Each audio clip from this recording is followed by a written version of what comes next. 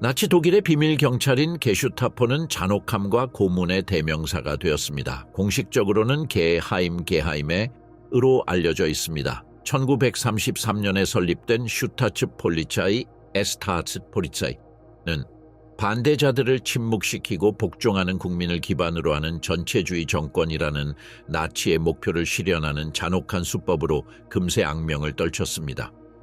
전시 게슈타포는 적군 남녀를 포로로 잡았습니다. 그들의 신문 방식은 현대사에서 가장 비인도적인 관행의 전형을 보여줍니다. 포로로 잡힌 여성들은 남성들보다 더 큰 고통을 겪었습니다. 신체적 고문 외에도 여성들은 심리적 고문을 당했고 이는 그들의 고통을 더욱 가중시켰습니다. 포로로 잡힌 여성들에게는 어떤 무기와 기술이 사용되었을까요? 그들은 게슈타포 요원들에게 어떤 종류의 고문을 견뎌냈을까요? 그리고 이러한 고문을 겪은 사람들에게서 어떤 용감한 이야기들이 나왔을까요? 참을 수 없는 육체적 고통, 게슈타포의 잔혹한 고문 전술. 게슈타포 고문의 생리적 영향은 전후 의학 보고서뿐 아니라 생존자와 수습된 시신에 대한 법의학적 검사에서도 광범위하게 기록되어 왔습니다. 어깨, 엉덩이, 손목의 반복적인 탈구는 인대와 연골에 영구적인 손상을 입혀 부분 마비, 근육 괴사 또는 관절 운동 장애를 초래했습니다. 많은 경우 피해자들은 신경에 대한 장기간의 압박으로 인해 만성 통증, 근육 경련, 사지 감각 상실을 초래하는 압박성 신경병증을 앓았습니다. 뜨거운 금속 물체나 담배에 의한 화상은 눈에 띄는 흉터를 남겼을 뿐만 아니라 적절한 치료를 받지 못해 전신 감염을 유발했습니다. 특히 생식기나 손가락과 같이 민감한 부위에 장시간 감전이 가해지면 의학 보고서에서 심각한 신경 탈분극이라고 부르는 증상이 발생하는데 이는 경련, 심장 부정맥 그리고 경우에 따라 일시적인 호흡 마비를 특징으로 합니다. 1946년 군 병원에서 회수된 기록에 따르면 프라하, 빈, 베를린의 게슈타포 수용소에서 석방된 여러 여성들이 마취 없이 강제 발치된 것과 유사한 다발성골 외상, 신부 피부 감염, 그리고 치아 상실 증상을 보였습니다. 조직적인 측면에서 게슈타포는 지역 사무소에서 시행되는 준표준화된 신문 절차를 가지고 있었습니다. 공식적으로 발표된 지침서는 없었지만 전쟁 후 연합군이 압수한 여러 문서에는 특수 신문 방법, 손더퍼허 메토드는 언급되어 있었습니다. 이 신문 방법은 극도로 위험한 또는 국가의 적으로 분류된 사건에 현지 허가를 받아 사용되었습니다. 신문 절차는 구두 신문, 가벼운 신체적 위협, 감각 차단, 그리고 마지막으로 강화된 신체적 기술로 이어지는 점진적인 순서로 이루어졌습니다. 모든 내용은 프로토콜 북, 피로토콜 북킥에 기록되어야 했지만 많은 경우 사용된 방법은 기록되지 않고 결과만 기록되었습니다. 이러한 기법을 사용한 책임자들은 이전에 정치 탄압 경험이 있는 요원들이거나 강제 수용소에서 이송된 요원들이었습니다. 특히 빈, 크라쿠프, 슈투트가르트의 여러 사무실에는 상부시설에 청각적 또는 시각적 흔적을 남기지 않고 신체적 고문을 가하도록 특별히 설계된 블랙룸, 즉 장갑 지하실이 설치되었습니다. 이 방에는 고정형 족쇄, 액체 배출구, 그리고 구속 장치가 설치되어 있었습니다. 피해자의 신체 지구력을 모니터링하기 위해 의사를 활용하는 사례는 드물었지만 전쟁범죄위원회 기록에 따르면 최소 15개 사무실에서 이러한 사례가 기록되었습니다. 의사의 역할은 피해자가 조기 사망하지 않고 시술을 계속 견딜 수 있는지 평가하는 것이었는데 이는 시신이 붕괴되기 전에 정보를 얻는 것이 최우선이었기 때문입니다. 이러한 임상적 통증 관리는 장시간 신문의 효과를 높였습니다. 잔혹한 게슈타포의 손에 떨어진 여성들은 대개 손목과 발목이 묶였고 끈으로 묶이거나 테이블 모서리에 고정되었습니다. 때로는 팔다리를 쭉 뻗은 채 등을 대고 누워있도록 강요당하기도 했습니다. 고문대에는 신문자가 구속구를 서서히 조일 수 있는 장치가 설치되어 있었습니다. 회전할 때마다 피해자의 팔다리에 가해지는 긴장감이 증가하여 신체가 본래의 한계를 넘어 뻗어 극심한 고통을 유발했습니다. 피해자들은 몸을 쭉 뻗을 때마다 극심한 고통을 느꼈습니다. 근육과 힘줄이 찢어지기 시작했고 관절이 탈구되었는데 대개 어깨에서 시작하여 엉덩이까지 이어졌습니다. 일부 피해자들은 골절상을 입어 영구적인 장애를 입었습니다. 전기 고문은 손가락, 발, 생식기와 같이 신체의 매우 민감한 부위에 전극을 부착하는 고문이었습니다. 전극이 연결되면 신문자는 짧지만 강력한 전기 충격을 가하여 극심하고 즉각적인 통증과 불수의적인 근육 수축, 심지어 화상이나 신경 손상을 유발했습니다. 피해자들은 충격을 받는 동안 근육을 제어할 수 없어 큰 불편함과 공포를 느꼈습니다.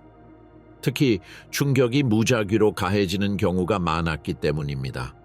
가장 고통스러운 고문 중 하나는 손톱과 발치였습니다. 신문자는 족집게나 비슷한 도구를 사용하여 손톱과 발톱을 손톱 밑에서 뽑아내어 해당 부위에 민감한 신경 종말을 노출시켜 극심한 고통을 유발했습니다. 열린 상처와 비위생적인 환경 때문에 감염이 흔했고 이는 지속적인 통증을 유발했으며 많은 경우 영구적인 손상을 초래했습니다. 마취 없이 발치하는 것은 피해자가 의식이 있는 상태에서 치아를 발치하는 것이었기 때문에 극심한 고통을 유발했습니다. 이러한 기술은 신체적 고통뿐만 아니라 여성들이 추가 발치를 두려워했기 때문에 심각한 정서적 영향을 미쳤습니다. 기둥에 매달기 또는 스트라파도라고 알려진 고문 기법으로 수감자를 등 뒤로 묶은 후 손목을 매달았습니다. 이 고문은 팔을 위로 밀어올려 가슴과 어깨에 극심한 부담을 주었습니다. 매달린 상태에서는 자신의 체중이 어깨를 눌러 관절 탈구, 근육 파열, 심지어 신경 손상을 초래하는 경우가 많았습니다. 피해자들은 몇 시간 동안 견뎌야 했던 고통과 극심한 자세로 인해 영구적인 부상이나 장애를 입는 경우가 많았습니다. 화상 고문의 경우 수감자들을 불 근처에 두거나 담뱃불로 태우기도 했습니다. 게슈타포는 때때로 뜨거운 금속 물체를 피부에 대어 치료가 어렵고 회복하는 데 오랜 시간이 걸리는 심각한 화상을 입혔습니다. 또 다른 방법은 화상 심메링으로 뜨거운 금속 물체를 피부에 대거나 신체 특정 부위에 뜨거운 물을 붓는 방식으로 심한 화상을 입혔습니다. 이 방법은 강렬하고 즉각적인 통증 외에도 오랫동안 지속되는 상처를 남겼고 이는 종종 감염되었습니다. 게슈타포는 수감자들을 정기적으로 구타하고 심하게 채찍질했습니다. 수감자들은 고통과 취약성을 가중시키기 위해 옷을 벗긴 후 무거운 채찍, 금속 막대 또는 고무곤봉으로 반복적으로 구타당했습니다.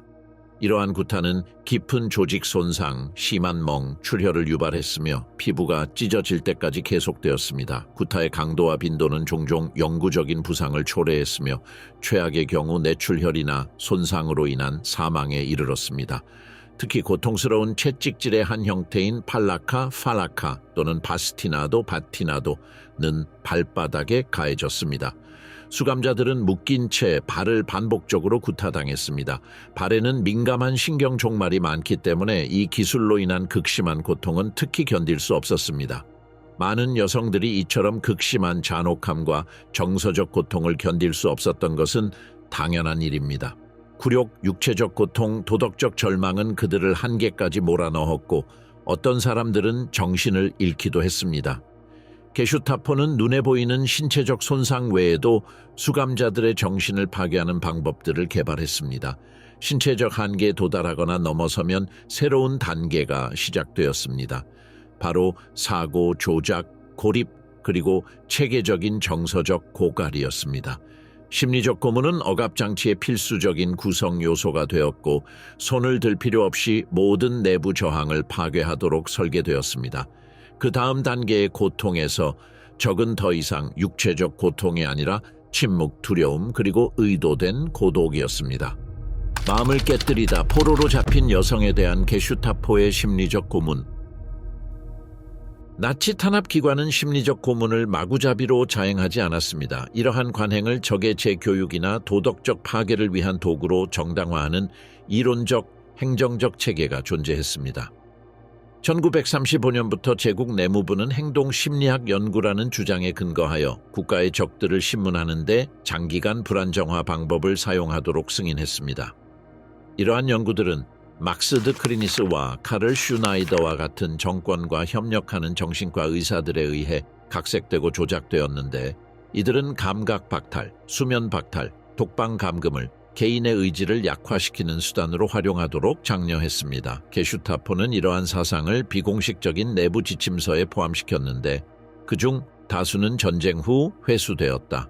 그중 하나가 안웨이숭으로 알려져 있다. 왼쪽 무당 정신분해 지침 세세충은 자극 없는 장기간의 고립, 혼란스러운 일상의 강요, 끊임없는 허위 정보 유포, 그리고 가짜 우호 신문관 활용 등의 전술을 권고했습니다. 이러한 기법들은 즉각적인 자백을 얻어내는 데 초점을 맞추지 않고 피해자들이 절박한 상황에서 협조하도록 만드는 정서적 붕괴를 유발하는 데 초점을 맞췄습니다. 가장 많이 사용된 전략 중 하나는 아인셀하프트였습니다.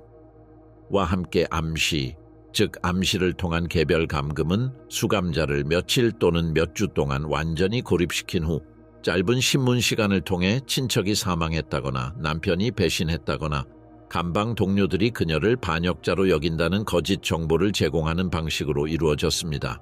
이는 극심한 혼란과 무력감을 유발하여 충성심이나 저항심에 대한 모든 관념을 산산조각내는 것을 목표로 했습니다. 게슈타포 본부의 공식적인 정신과 부서는 없었지만 일부 신문관들은 라이프치히에 있는 독일 응용심리학 연구소에서 추가 훈련을 받았습니다. 그곳에서 그들은 신체 판독 기술, 통제된 자극 차단, 그리고 언어 조작에 대한 교육을 받았습니다. 이 훈련은 신문을 단순한 신체적 폭력을 넘어 체계적인 정신적 공격의 한 형태로 변형시키려는 것이었습니다. 뉘른베르크 재판소의 기밀 해제 문서에 따르면 이러한 관행 중 상당수가 여성에게 특히 심하게 가해졌는데 여성은 정서적 압박에 더 취약하다고 여겨졌기 때문입니다. 고립, 감각 조작, 그리고 정서적 유대감에 대한 공격이 결합된 이러한 관행은 잔혹한 방법에 대한 가시적인 노출 없이도 결과를 얻을 수 있는 효율적인 방법으로 여겨졌기 때문에 이후 국제기구에서 고문을 입증하는 데 어려움을 겪었습니다. 게슈타포에 끌려간 여성들에게는 감금 기간 동안 겪었던 심리적 고문에 보이지 않는 상처가 육체적 고통보다 더 끔찍했던 경우가 많았습니다. 멍이나 골절은 아물 수 있지만 게슈타포 감옥의 어두운 감옥에서 견뎌야 했던 고통과 기억은 살아남은 이들의 기억에도 오랫동안 남았습니다. 이러한 심리적 고문을 위해 게슈타포는 감각 조작 전술을 사용하여 수감자들의 방향 감각을 상실하게 하고 의지를 약화시켰습니다. 심각한 심리적 고통을 유발하기 위해 수감자들에게 시끄럽고 끊임없는 소음을 자주 가했습니다. 시끄러운 음악, 반복적인 비명 또는 쿵쿵거리는 소리는 수감자들의 집중력, 수면 또는 명확한 사고 능력을 저하시키는 데 사용되었습니다. 이러한 끊임없는 소음은 긴장과 불안감을 가중시키고 정신적 지구력을 약화시키며 신문에 더욱 취약하게 만들었습니다. 수감자들이 장시간 시끄러운 소음을 견뎌내도록 강요한 후 게슈타포는 갑자기 소음을 멈추게 했습니다. 소음에서 침묵으로의 이러한 전환은 수감자들을 혼란스럽고 두렵고 지치게 만들었습니다. 다음에 무슨 일이 일어날지, 언제 침묵이 깨질지 알 수 없었기 때문입니다. 포로로 잡힌 많은 여성들은 협력하면 목숨을 구하거나 가족을 보호할 수 있다는 기만에 속아 거짓 희망을 품고 정보를 공개하거나 자백하도록 강요당했습니다. 그러나 이러한 약속은 대부분 거짓이었고 약속이 지켜지지 않을 때 여성들은 엄청난 충격을 받았습니다. 더욱이 여성들은 장기간 독방에 갇혀 지내야 했으며 때로는 자연광이나 감각 자극 없이 지내야 했습니다. 이러한 극심한 고립은 정신적인 혼란을 초래했고 수감자들은 완전히 버림받고 무력감을 느꼈습니다. 또 다른 방법은 동료 포로로 위장한 비밀 요원을 고용하여 그들의 신뢰를 얻고 여성들이 비밀리에 공유하는 정보를 수집하는 것이었습니다. 이러한 전략은 포로들의 신뢰를 악용했을 뿐만 아니라 배신감과 절망감을 증폭시켜 정신 건강을 더욱 약화시켰습니다. 게슈타포는 또한 여성들을 며칠 동안 깨어있게 하여 수면 부족을 이용해 더 많은 정보를 얻어냈습니다. 교도관들은 밝은 조명, 시끄러운 소음, 예상치 못한 움직임으로 수감자들을 깨어있게 하여 단 몇 분도 쉴 수 없게 만들었습니다. 수면 부족은 심각한 피로를 유발하여 정신력을 유지하기 어렵게 만들었습니다. 시간이 지남에 따라 이러한 피로는 방향 감각 상실, 불안감 증가, 정신 상태의 약화로 이어져 수감자들이 비밀을 자백할 가능성을 높였습니다. 수면 부족과 더불어 수감자들은 충분한 음식과 물을 공급받지 못하거나 먹거나 마실 수 있기 전까지 오랜 시간 기다리게 함으로써 배고픔과 갈증을 유지해야 했습니다. 여성들은 종종 충분한 영양을 공급받지 못해 끊임없는 배고픔과 허약 상태에 시달렸습니다. 갈증과 허기는 신체적으로 지쳐 현기증, 피로, 활력 저하를 초래했습니다. 게슈타포는 또한 수감자들에게 공포심을 심어 죽음이 임박했다고 믿게 하기 위해 모의 처형을 자주 자행했습니다. 교도관들은 수감자들을 복도를 따라 처형장으로 호송하거나 총을 장전하는 소리와 함께 총살대 앞에 일렬로 세웠습니다. 어떤 경우에는 사형장으로 보이는 곳으로 끌려가거나 눈을 가린 채 시간이 다 되었다고 말하는 의자에 앉기도 했습니다. 이 끔찍한 경험은 수감자들을 공포에 질려 마비시켜 살지 죽을지 알 수 없게 만들었습니다. 게슈타포가 사용한 또 다른 가혹한 전략은 여성 수감자들에게 친구와 가족을 포함한 다른 수감자들이 고문이나 처벌을 받는 모습을 목격하도록 강요하는 것이었습니다. 여성들은 때때로 다른 수감자들이 신문, 구타, 심지어 처형당하는 모습을 지켜봐야 했습니다. 이러한 폭력 범죄를 목격하는 것은 수감자들에게 끔찍한 경험이었고 엄청난 수치심, 무력감, 그리고 절망감을 안겨주었습니다. 자신이 알고 사랑하는 사람이 학대받거나 고통받는 모습을 목격하는 것은 비록 사실이 아니더라도 자신들이 협력했다면 그런 일을 막을 수 있었을 것이라는 책임감이나 걱정을 불러일으켰습니다. 이 전략은 수감자들에게 자신의 저항이 다른 누군가의 고통을 초래할 수 있다는 사실을 깨닫게 함으로써 사기를 저하시키려는 의도였습니다. 심리적 전략이 수감자들의 의지를 서서히 약화시키는 반면 이러한 기법들이 수행되는 물리적 환경은 정신적 붕괴를 더욱 심화시켰습니다. 감금 환경은 단순히 불안정한 것이 아니라 고통을 끊임없이 가중시키도록 설계되었습니다. 감방, 복도, 공용 공간 혹은 그 부재는 고문 메커니즘의 필수적인 요소였습니다. 공간 자체가 절망을 유발하기에 충분했을 때 채찍은 불필요했습니다. 이것이 바로 고문의 구조가 작동하는 방식이었습니다. 게슈타포 감옥의 모든 구석은 비명을 지르지 않고도 탈출할 수 있도록 설계되었습니다. 숨막히는 그림자, 게슈타포 감옥의 참혹한 현실. 나치 정권의 절정기의 게슈타포는 점령된 유럽 전역에 1,500개가 넘는 구금시설 네트워크를 운영했습니다. 여기에는 지방교도소, 개조된 행정건물, 환승센터, 그리고 정규 경찰서 내 특수구역이 포함되었습니다. 독일에서 게슈타포가 주로 이용했던 교도소는 베를린, 콜롬비아, 하우스, 뒤셀도르프, 함부르크, 뮌헨, 프랑크푸르트, 라이프치히에 있었습니다. 점령이 확대됨에 따라 바르샤바, 프라하, 빈, 브뤼셀, 암스테르담, 오슬로, 파리에도 다른 시설들이 설립되었습니다. 이러한 시설들 중 다수는 고립, 통제, 그리고 고문 능력을 극대화하기 위해 개조되었습니다. 구금된 여성의 수는 지역마다 큰 차이를 보였습니다. 베를린에서는 수감자의 약 15%가 여성인 것으로 추산되는 반면 프라하와 크라쿠프에서는 지역 저항 활동이 활발했던 탓에 그 비율이 30%를 넘었습니다. 가장 큰 규모의 교도소는 400명에서 1,000명까지 수용할 수 있었지만 과밀 수용은 종종 그 수를 2배로 증가시켰습니다. 벨기에의 말린이나 프랑스의 드랑시와 같은 일부 환승센터에서는 15제곱미터의 가용 공간마다 최대 1명의 여성 수감자가 있는 것으로 기록되었습니다. 게슈타포의 내부 지침인 디엔스트 보르슈리프텐에는 감방의 구조적 최소 기준이 명시되어 있었지만 이 기준은 거의 충족되지 않았습니다. 이론적으로 여성 감방은 1인당 2제곱미터의 공간, 밀폐형 위생 용기 사용, 그리고 매일 10분의 환기를 제공해야 했습니다. 하지만 실제로는 이러한 기준이 무시되는 경우가 많았는데 특히 동부 지역에서는 의도적으로 더 가혹한 환경이 조성되었습니다. 연합군위원회 이후 보고서에 따르면 여성들은 창문 없는 지하실에 갇혀 극한의 온도에 노출되었으며 속옷이나 위생용품도 제공받지 못했습니다. 국가수사국 RSHA 담당했는데 RSHA는 철도 부서와 협력하여 도시, 수용소, 교도소 간 이송을 담당했습니다. 이송 명령 Überstellungsscheine 은 관료적이고 신속하게 처리되었습니다. 여성들은 화장실, 음식, 물 없이 밀폐되고 환기가 되지 않는 화물차에 실려 이송되었습니다. 이송은 목적지에 따라 10시간에서 72시간까지 소요될 수 있었으며 SD 대원이나 임시로 배치된 헌병대의 감독을 받았습니다. 새로운 목적지에 도착하자마자 여성들은 등록을 받고 소지품을 빼앗긴 후 나이, 출신 지역, 그리고 정치적 위험에 따른 분류 체계에 따라 분류되었습니다. 이러한 체계 덕분에 게슈타포는 수천 명의 수감자들을 대륙 전역으로 이동시켜 작전의 투명성을 유지하고 구출이나 항소 시도를 저지할 수 있었습니다. 게슈타포는 작고 과밀한 감옥에서 여성 포로들을 정서적, 육체적으로 고문했습니다.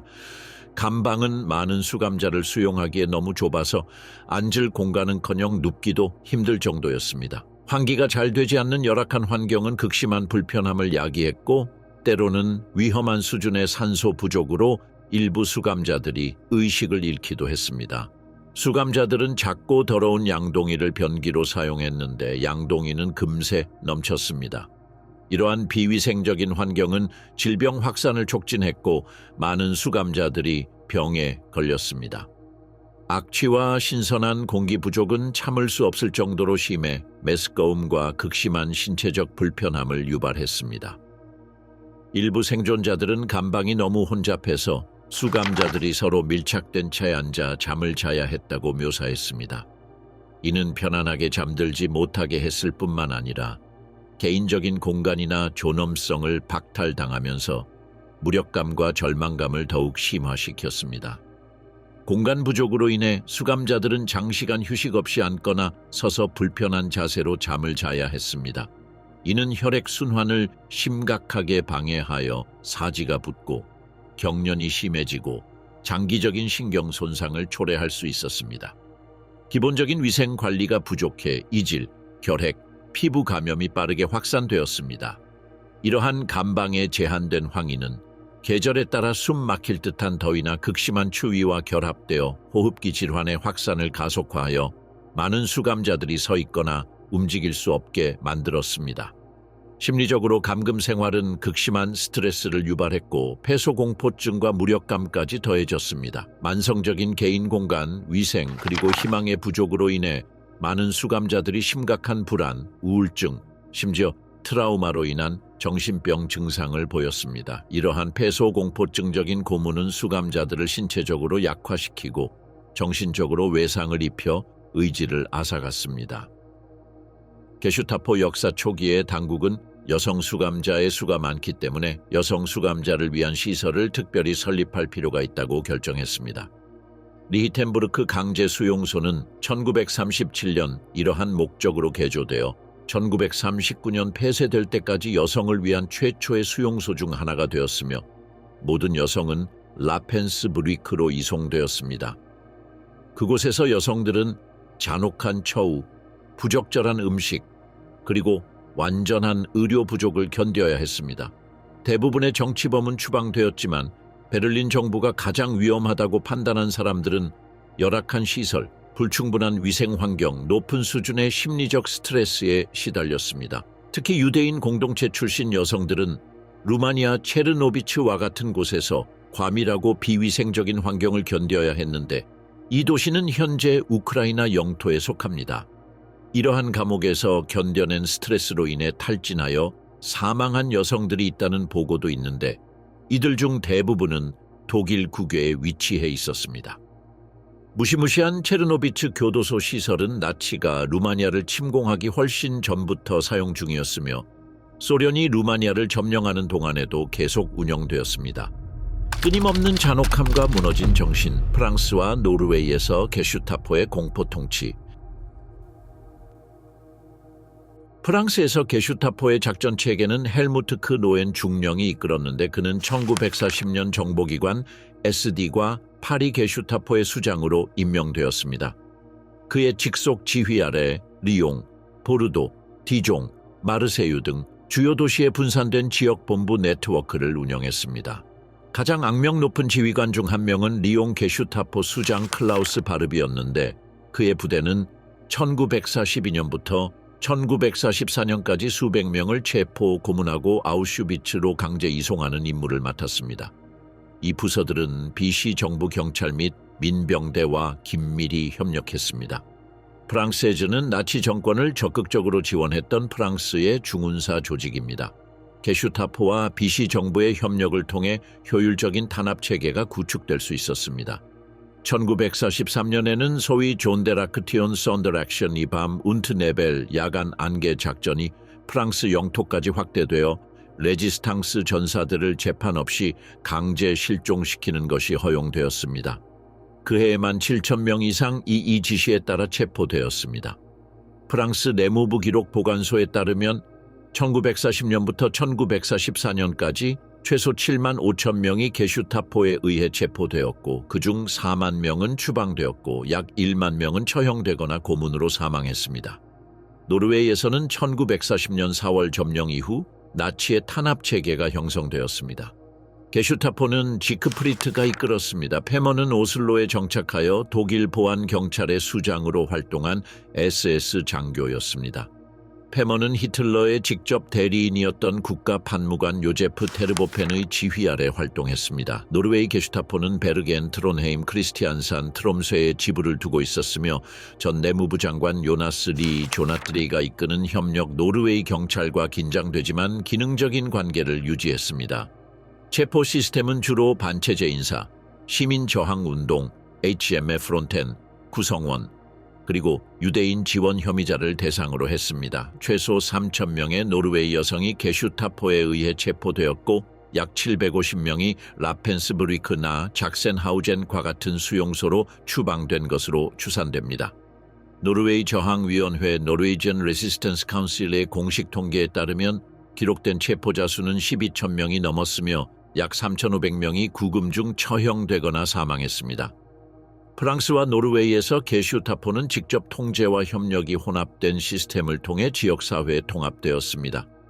프랑스에서는 이러한 협력이 이념적이었던 반면 노르웨이에서는 보다 도구적이고 강압적인 형태였습니다. 그러나 두 나라 모두에서 게슈타포는 운영상의 자율성, 법적 면책, 그리고 지방 당국의 병참 지원을 바탕으로 운영되었습니다. 게슈타포의 활동은 관료적 효율성, 체계적인 잔혹 행위, 그리고 민간인에 대한 완전한 통제에 대한 집착이 결합된 형태였습니다. 프랑스에서 게슈타포는 대규모 습격 초기부터 법원 명령에 따라 약 4만 명을 살해하며 엄청난 고통을 안겨주었습니다. 하지만 어둠 속 신문실에서 고문을 당한 사람들에게 일어난 일은 솔직히 믿기 어렵습니다. 남녀 모두에게 상상할 수 없는 잔혹함이 자행되었습니다. 발가락이 부러지거나 절단된 사람도 있었고 손톱 밑에 바늘과 가시를 꽂은 사람도 있었습니다. 피해자들은 비참한 상태가 될 때까지 구타와 채찍질을 당했습니다. 정의 충격과 거의 질식할 정도로 차가운 물에 담그는 고문은 흔한 일이었습니다. 게슈타포는 여성들에게 말을 하도록 강요하기 위해 훨씬 더 비인도적인 방법들을 동원했습니다. 여성들이 자신의 아름다움에 신경 쓰는 경우가 많다는 것을 알고 있었기에 그들은 잔혹한 방법으로 그들의 외모를 손상시키고 사기를 꺾었습니다. 그들은 여성들의 외모를 손상시키는 것을 즐겼고 이러한 고문은 며칠, 심지어 몇 주 동안 지속될 수 있었습니다. 신문 과정에서 여성의 얼굴을 베거나 심지어 귀나 코의 일부를 훼손하기도 했습니다. 머리카락이 뽑히고 손톱이 뽑히고 외모가 완전히 망가졌습니다. 게슈타포는 여성의 다리가 신체 이미지에 똑같이 중요하다고 믿었기에 깊은 상처를 내고 뼈를 손상시켜 그들의 몸을 고통의 근원으로 만들었습니다. 가혹한 신체적 고문과 더불어 프랑스 구금시설의 생활 환경 또한 끔찍했습니다. 고문을 당한 여성들은 5명씩 들어갈 수 있는 작은 감방에 빽빽이 갇혀 있었지만 때로는 20명이나 되는 사람들이 한 감방에 빽빽이 들어차기도 했습니다. 이처럼 좁은 공간은 질병 감염 위험을 높였습니다. 여성들은 바깥 출입이 금지되어 신선한 공기를 마시는 것이 금지되는 경우가 많았습니다. 또한 가족과의 소통도 금지되고 완전히 고립된 채 지내야 했습니다. 노르웨이 크리스티안산에는 노르웨이 공포의 집으로 알려진 건물이 있었습니다. 프랑스의 게슈타포가 종종 끔찍한 고문 방법을 사용했던 것과는 달리 노르웨이의 게슈타포는 처음에는 여성들을 사슬, 전기 충격 또는 극심한 폭력으로 고문하는 것을 피하려고 했습니다. 대신 그들은 여성들을 처벌하기 위해 훨씬 더 끔찍한 방법을 고안했습니다. 예를 들어 손을 훼손하고 관절을 으깨는 등의 방법이 있었지만 심리적 고통은 훨씬 더 심했습니다. 특히 잔혹한 방법 중 하나는 남편 앞에서 여성을 고문하고 남편의 신체를 훼손하거나 자녀를 구타한 후 신문을 위해 데려가는 것이었습니다. 때로는 사형 집행인들이 역할을 바꾸어 남편이 아내가 구타당하거나 심지어 성폭행당하는 모습을 지켜보도록 했습니다. 게슈타포는 또한 공포의 집에 있는 10대 소녀들을 그들의 가족이 지켜보는 가운데 표적으로 삼았다고 합니다. 이러한 충격적인 행위는 노르웨이에 큰 영향을 미쳤는데 특히 제2차 세계대전 이전에는 사형 제도가 거의 시행되지 않았던 노르웨이에서 더욱 그러했습니다. 전쟁 후인 1947년 시민을 고문한 것으로 알려진 모든 사형 집행인들이 공개 교수형에 처해졌습니다. 노르웨이 정부는 이를 위해 법까지 개정했습니다. 이는 지난 2, 3세기 동안 노르웨이에서 범죄에 대한 대량 처형 사례 중 아마도 유일한 사례일 것입니다. 라펜스브리크와 유고슬라비아에서의 고문. 펜스브리크 수용소에서 수행된 의학 실험은 나치 정권의 의료 범죄에 대한 가장 상세한 기록 중 하나입니다. 1942년에서 1945년 사이에 최소 86명의 여성이 동의 없는 수술 실험 대상으로 선정되었습니다. SS 내부 기록에는 상처 감염 치료, 뼈 재생 실험, 통증 및 약물 내성 검사 등 최소 3가지 실험 그룹이 명시되어 있습니다. 이러한 감염은 연쇄 상구균, 스트랩토코쿠스과 같은 박테리아를 주입하여 의도적으로 유도되었습니다. 화농성균, 클로스트리디움 퍼프린젠스 또는 포도상구균 열린 상처에 황색 포도상구균이 묻어 흙, 나무 파편, 유리 파편 등이 함께 발견되었습니다. 공식적인 목적은 전투 부상을 시뮬레이션하고 설포나미드의 효과를 평가하는 것이었지만 실제로는 궤저, 폐혈증 또는 절단 실패로 최소 30명의 포로가 사망했습니다. 이러한 실험에 참여한 의사에는 SS의 수석 외과의자 힘레르의 개인 의사였던 칼 gebhardt 박사, 프리츠 피셔 박사, 헤르타 박사가 포함되었습니다. 오버호이저는 뉘른베르크 전범 재판에서 재판을 받은 유일한 팀원이었습니다. 수술 과정은 감염 진행 과정을 사진으로 기록하는 등 꼼꼼하게 기록되었습니다. 일부 여성들은 최대 4번까지 수술을 받았으며 뼈가 노출되거나 근육이 일부 제거되었습니다. 전쟁 후 이러한 수술 과정의 사진들은 의학적 전쟁 범죄의 직접적인 증거로 사용되었습니다. 라펜스브리크 수용소는 실험 외에도 체계적인 의료 선별 정책을 시행했습니다. 쓸모없다고 판단된 수감자들은 은밀한 안락사를 당하거나 다른 시설로 이송되어 제거되었습니다. 1945년 수용소 내에 가스실이 건설되면서 처형이 더욱 심해졌습니다. 라펜스브리크에서 5만 명이 넘는 여성이 직접적인 살인, 실험, 기아, 질병으로 사망한 것으로 추산됩니다. 유고슬라비아의 경우 나치 점령은 1941년 4월에 시작되었습니다. 그 후 몇 년 동안 버그라드, 노비사드 등의 도시에 게슈타포가 운영하는 교도소와 구금 시설이 설립되었습니다. 사드, 니시, 자그레브. 가장 잘 알려진 수용소 중 하나는 사이미슈테 수용소, 버그라드 인근 런로. 수천 명의 세르비아인, 유대인, 그리고 빨치산 여성들이 이곳에 수용되었습니다. 주요 사건으로는 1941년 11월 게슈타포가 드리나, 와사바 지역에서 대규모 습격을 감행했던 정화작전이 있습니다. 유고슬라비아 전쟁범죄위원회 유골라브 워 크라임스 커미션의 기밀 해제된 문서에 따르면 버그라드 조지 워싱턴 스트리트 수용소를 포함하여 최소 12곳의 수용소에서 집중적인 신문이 이루어졌습니다. 이러한 신문에는 신체적 고문, 감각박탈, 성폭력이 포함되었습니다. 이러한 시설들은 독일군 정보기관 시케르 하이츠 디엔스트 SD 이 지역관리 및 독일 군정과 직접 협력하여 이용하기도 했습니다. 이러한 수용소들은 야세노바츠, 자세노박과 아우슈비츠, 아우슈위츠, 같은 수용소로 이송되는 경로를 통해 연결되었습니다. 라펜스브리크는 1939년에 설립된 독일 북부의 나치 강제 수용소였습니다. 라펜스브리크는 여성들을 감금하고 강제 노동을 통해 착취하기 위해 특별히 설계되었습니다. 운영 기간 동안 약 13만 명의 여성과 어린이가 감금되어 있었으며 대부분은 끔찍한 환경과 극심한 학대에 시달렸습니다. 이 수용소는 카를 게버하르트 박사와 같은 친위대 의사들의 감독해 수감자들에게 자행된 잔혹한 의학 실험으로 악명을 떨쳤습니다. 이러한 실험에는 감염 진행을 연구하기 위해 상처에 의도적으로 세균을 감염시키는 것이 포함되었는데 이는 극심한 고통과 많은 경우 흉터 또는 사망을 초래했습니다. 한 유형의 실험에는 전쟁 부상을 시뮬레이션하기 위해 상처에 박테리아, 먼지, 유리 또는 기타 이물질을 감염시키는 것도 포함되었습니다. 이 실험의 목표는 초기 항생제 치료법인 설파제의 감염 치료 효과를 조사하는 것이었습니다. 그러나 이러한 실험은 심각한 감염, 궤저, 그리고 사망으로 이어지는 경우가 많았습니다. 생존자들은 흉터, 끊임없는 통증, 그리고 영구적인 장애를 안고 살았습니다. 더욱이 외과의들은 뼈와 근육을 변형하거나 제거하는 수술을 시행하여 많은 생존자들에게 영구적인 장애를 남겼습니다. 일부 수감자들은 치유 효과를 시험하거나 단순히 실험을 위해 신체 절단 수술을 받았고 그 결과 높은 사망률과 형언할 수 없는 고통을 겪었습니다. 라펜스브리크의 여성들은 채석장, 건설 현장, 그리고 나중에는 군수 및 군수품 공장에서 장시간 강제 노동에 시달렸습니다. 이 작업은 종종 위험하고 고된 작업이었고 충분한 의복, 식량, 휴식이 부족하여 극심한 배고픔, 질병, 그리고 탈진을 초래했습니다. 의료 서비스 부족과 비위생적인 환경은 질병 발생으로 이어져 수용소의 높은 사망률에 기여했습니다. 수용소 인구가 증가하고 환경이 악화됨에 따라 SS는 1945년 초 가스실을 건설했습니다. 특히 나치 정권이 전쟁 말미에 이르러 학살을 강화함에 따라 수천 명의 수감자가 그곳에서 살해되었습니다.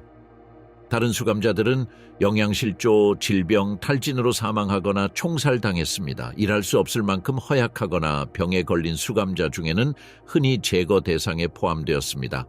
게슈타포는 시설 내에서 잔혹하고 끔찍한 사고방식으로 활동했으며 비교적 평화로운 유럽 국가들에서는 고문 전술을 숨기려 애썼습니다.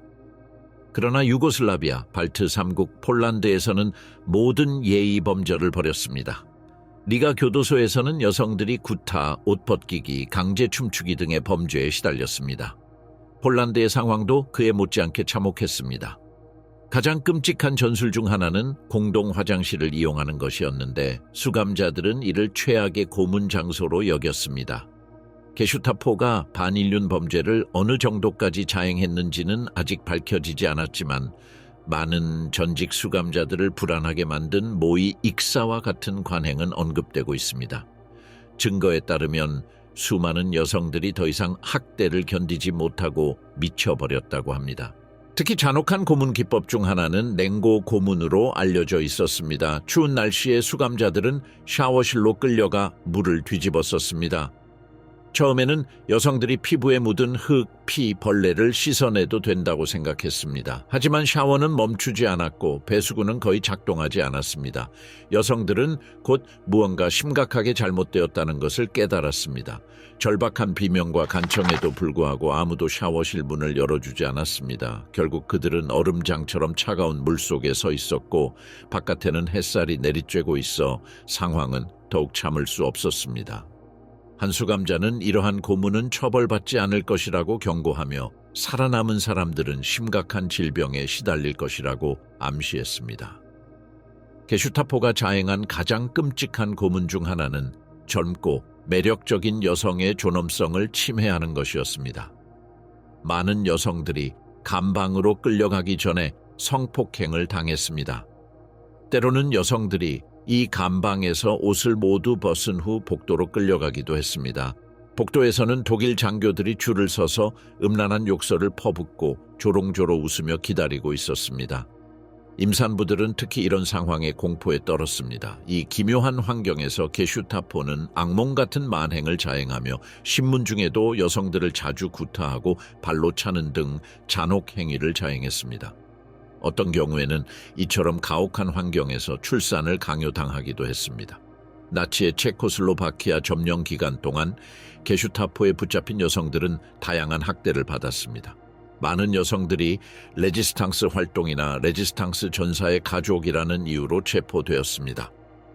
감옥에서 여성들은 과밀하고 비위생적인 환경을 견뎌야 했고 종종 식량과 기본적인 위생시설이 거의 없는 작은 감방에 갇혔습니다. 신문은 특히 잔혹했으며 여성들은 구타, 발길질, 전기 충격 등 심각한 신체적 학대를 받았습니다. 게슈타포는 자백이나 정보를 얻어내려 했고 성적 학대를 고문의 한 형태로 자주 사용했습니다. 많은 여성들이 성폭행과 학대의 희생자가 되었는데 이는 그들에게 굴욕감을 주었을 뿐만 아니라 가족과 지역 사회에 공포를 심어주었습니다.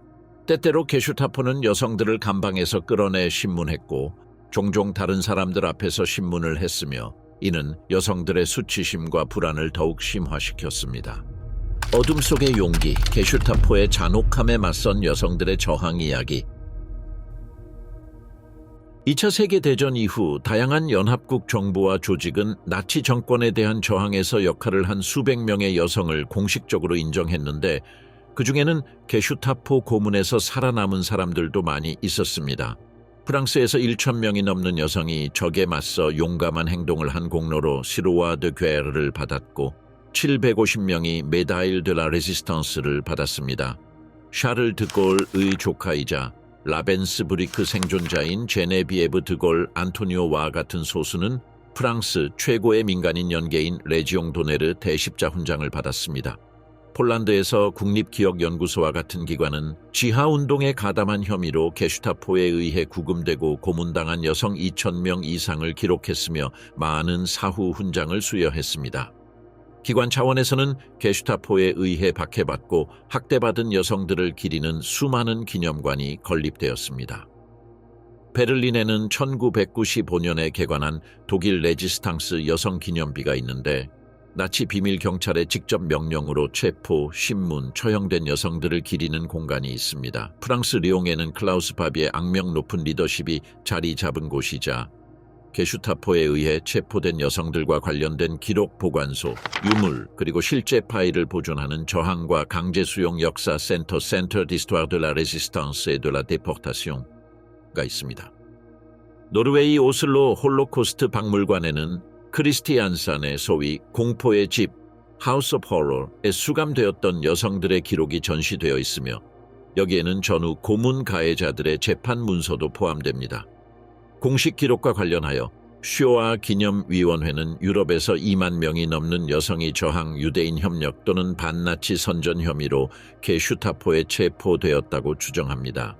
이 여성들 중 다수는 극심한 폭력에 직면했지만 일부는 살아남아 나중에 군사재판이나 국가배상위원회에서 증언했습니다. 이들의 기록은 야디와 같은 단체에 의해 분류, 디지털화 및 보존되었습니다. 이스라엘의 바셈, 워싱턴의 미국 홀로코스트 기념관, 독일 국립문서 기록보관소, 프랑스, 폴란드, 체코, 네덜란드 등의 국가들은 개인적인 추모 외에도 제3제국에 의해 박해받은 여성들을 기리는 기념일을 제정했습니다. 이러한 공식 행사는 그들의 기억을 기리는 것뿐만 아니라 그들이 수행한 역할과 나치 테러에 저항하기 위해 많은 이들이 치러야 했던 대가를 역사적으로 정확하게 기록하고자 합니다. 놀랍게도 어떤 여성들은 이 끔찍한 상황을 견뎌내고 살아남았습니다.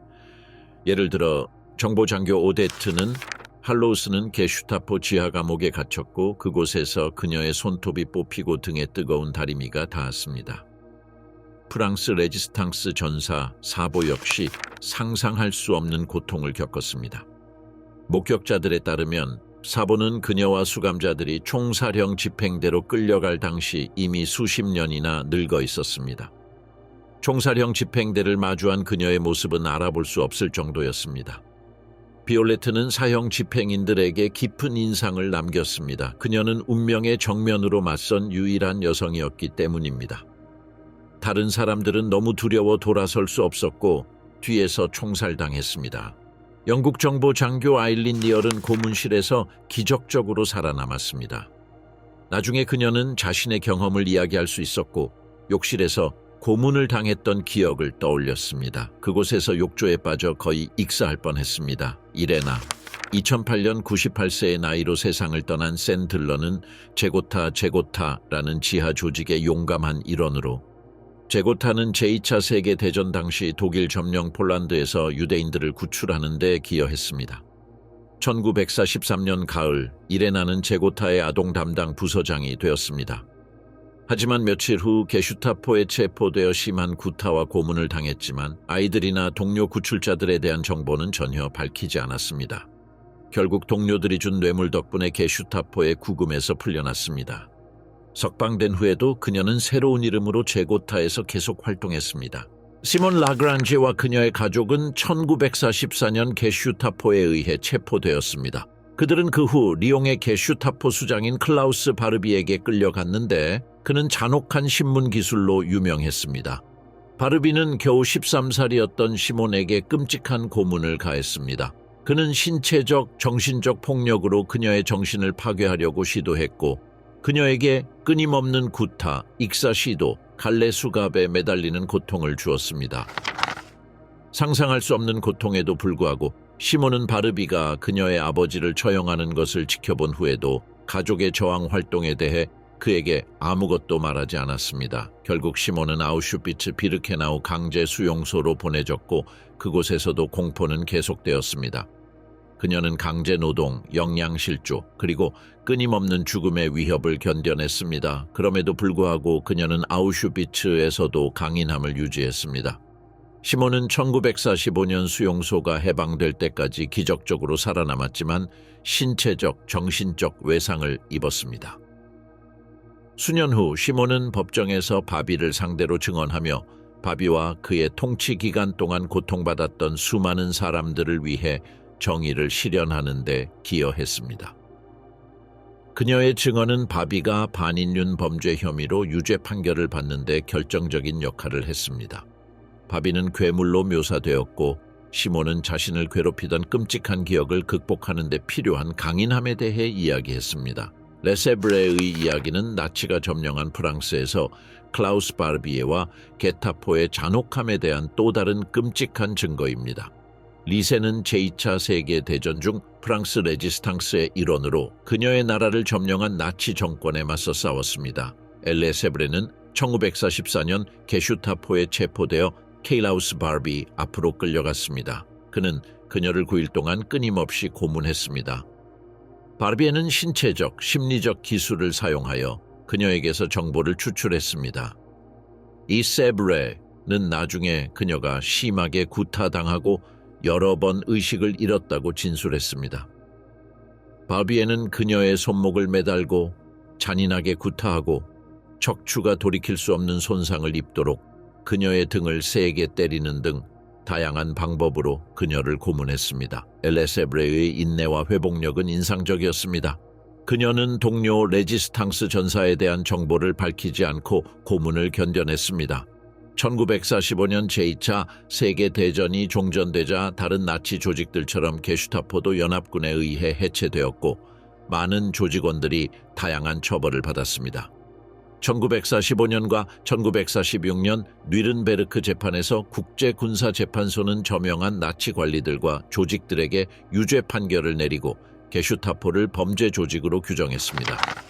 연합군은 주요 뉘른베르크 재판 외에도 게슈타포를 표적으로 삼은 뉘른베르크 후유증 재판과 같은 다른 재판들을 진행했으며 그 후 몇 년 동안 많은 하급 조직원들이 연합군과 독일 법원에서 기소되었습니다. 아돌프 아이히만과 클라우스 바비와 같은 유명 인사들은 수십 년 후 체포되어 재판을 받을 때까지 수년간 탈출에 성공했습니다. 서독과 이후 통일 독일은 전쟁 후에도 전 게슈타포 구성원을 계속 기소했으며 1960년대와 1970년대에 이에 대한 관심이 높아져 생존자가 발견되어 기소되면서 새로운 재판이 시작되었습니다. 제2차 세계대전 중 게슈타포에게 고문당한 여성들의 참혹한 증언은 인간의 잔혹함이 얼마나 깊은지, 그리고 권력과 통제력을 얻기 위해 사람들이 얼마나 극단적인 행동을 하는지를 보여줍니다. 극심한 신체적 고통부터 심리적 조종에 이르기까지 이러한 고문은 그 시대 수많은 사람들을 사로잡았던 비극을 반영합니다. 어둠 속에서도 이레나와 같은 사람들의 끈기와 용기는 샌들러와 시몬 라그랑주는 인간 정신의 엄청난 힘을 보여주며 두드러집니다. 이 비극적인 과거를 되돌아보며 우리는 그러한 참상이 다시는 반복되지 않도록 잔혹함보다 존엄과 인간성이 우월한 세상을 건설하기 위해 헌신해야 합니다.